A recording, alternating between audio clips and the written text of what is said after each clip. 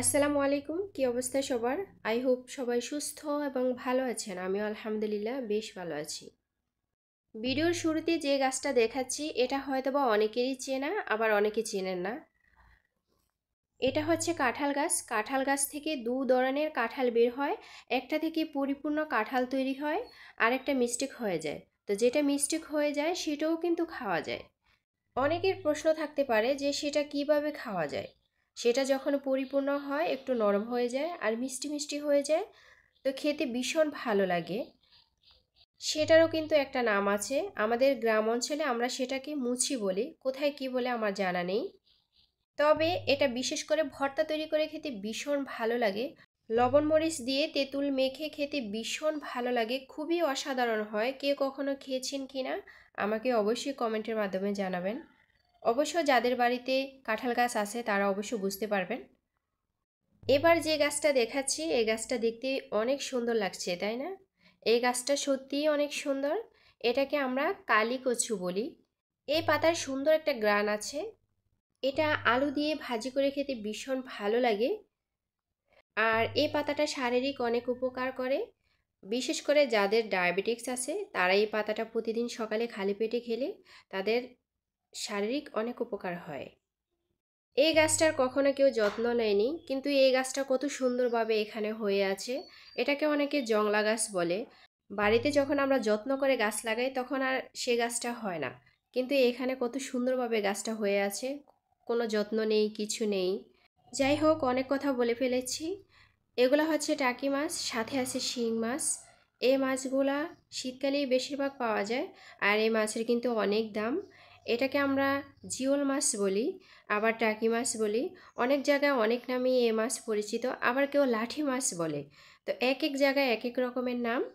তো আজকে আমি টাকি মাছ রান্না করব। আর টাকি মাছের চচ্চড়িটা সত্যিই অসাধারণ, খেতে ভীষণ ভালো লাগে। এই টাকি মাছের ভর্তা তৈরি করে খেতেও ভীষণ মজা হয়। এই মাছগুলা গ্রাম অঞ্চলেই বিশেষ করে বেশি পাওয়া যায়। গ্রামের ডোবা নালা ছোট ছোট কূপ থাকে, সেই কূপের ভিতরে এই মাছগুলা বেশি হয়। এ মাছ রক্ত পূরণ করতে শরীরের জন্য অনেক উপকার, অনেক সহায়তা করে। বিশেষ করে গর্ভবতী মায়েদের ক্ষেত্রে আমাদের এখানে এই মাছটা বেশি খাওয়ানো হয় তাদেরকে।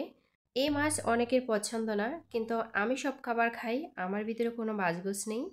আমি মনে করি এক এক খাবারে এক এক রকমের টেস্ট আসে, আর এক এক খাবারে এক এক রকমের পুষ্টি থাকে। সেটা শরীরের জন্য অনেক উপকার। তো আমি সব খাবার খাই আলহামদুলিল্লাহ। তো মাছগুলা কেটে ধুয়ে পরিষ্কার করে নিলাম। আর মাছগুলা যেহেতু ছোট ছিল কাটতে একটু সময় লেগেছিল। আর বিশেষ করে এই মাছগুলা ছোট ছোটই হয়। আর এই মাছগুলা চচ্চড়ি করার ক্ষেত্রে যত ছোট করা হয় ততই ভালো লাগে খেতে। এই মাছের ঝোলটা আমার ভীষণ পছন্দ। আমি মাছের চাইতে ঝোলটাই বেশি খাই। আর ঝোলটা খেতেই আমার ভীষণ ভালো লাগে। আর তাজা মাছ খেতে সত্যি ভীষণ ভালো লাগে। আর গ্রামে বাড়ি থাকাতে আমি সব সময় তাজা মাছটা খেতে পারি, ফ্রিজিং কম করা হয়। তো যাই হোক, কথা বলতে বলতে রান্নাটা বসিয়ে দিয়েছি। আমার গ্রামীণ ভিডিও যদি কারো ভালো লেগে থাকে তাহলে অবশ্যই সাবস্ক্রাইব করে আমার পাশে থাকতে পারেন। তো সব শেষে ধনে পাতা অ্যাড করে দিয়েছি, আর ধনে পাতাটা দিলে ভীষণ ভালো লাগে, খাবারের টেস্ট মনে হয় দ্বিগুণ বেড়ে যায়। রিমি আপু, তুমি গতকালের ভিডিওতে আমাকে বলেছ যে তুমি ধনে পাতা খেতে পারো না। সত্যি আপু, তোমার এটা শুনে আমার খুব কষ্ট লেগেছে জানো। তুমি ট্রাই করো, খেতে ভালো লাগবে। সত্যি অসাধারণ খেতে। অনেকে হয়তো বা জানেন আমার বাড়িতে লাউ গাছ আছে, যারা আমার নিয়মিত ভিডিও দেখেন। তো আজকে টাকি মাছের চচ্চড়ির সাথে লাউ ভাজি করব, সাথে 2টা আলু দিয়ে। মাশাল্লাহ, এবার গাছে অনেক লাউ এসেছে, অনেক ভিডিওতেই শেয়ার করেছি। তো কখনো রান্না করি, কখনো ভাজি করি। এক এক দিন এক একভাবে ট্রাই করি। তো খেতে তো হবে, তাই না?